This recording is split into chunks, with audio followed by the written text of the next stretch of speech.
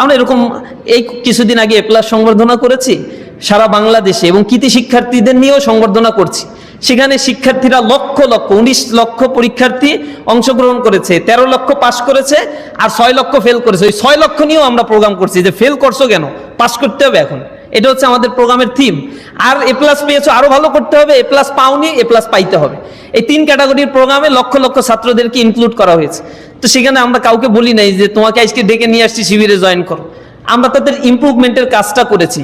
এখন আমাদের অ্যাক্টিভিজম দেখে যদি তোমার ভালো লাগে যে না এখানে গেলে নিজেকে গড়া যায়, আত্মিকভাবে তৈরি করা যায়, একাডেমিক এক্সিলেন্সি হয়ে তৈরি করা যায় এবং নেটওয়ার্কিং ডেভেলপ করা যায়। আমরা অর্গানাইজেশনকে বলি it's not only so called traditional political student organization, but also it's an separate institution. Institution আপনাকে morality, integrity, sincerity, academic excellence করে গড়ে তোলার জন্যই মূলত কাজ করে থাকে। তো আপনার কাছে যদি অন্য কোনো প্ল্যাটফর্ম এরকম বেটার মনে হয়, আপনার কাছে বেটার অপশন থাকলে ইউ ক্যান গো। আপনি নিজেকে গড়ে তুলতে হবে। ছাত্র শিবির মানুষ গড়ার কারিগর হিসেবে কাজ করে, কাউকে ইনফোর্স করে এই সংগঠন করতে বাধ্য করে না। সুতরাং আপনাকে এই যুক্তি আমি আসলে হাজারো যুক্তি দিব না যে আপনাকে এই কারণে ছাত্র শিবির করতেই হবে।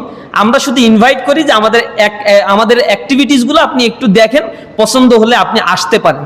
We call you the rules of Islam, the way of Islam, the guidance of Islam. If this means politics to you, then this is our politics. আমরা আপনাদেরকে এরকম সৌন্দর্যের দিকে ডাকি, ইসলামের সৌন্দর্যের দিকে, জীবন গঠনের দিকে।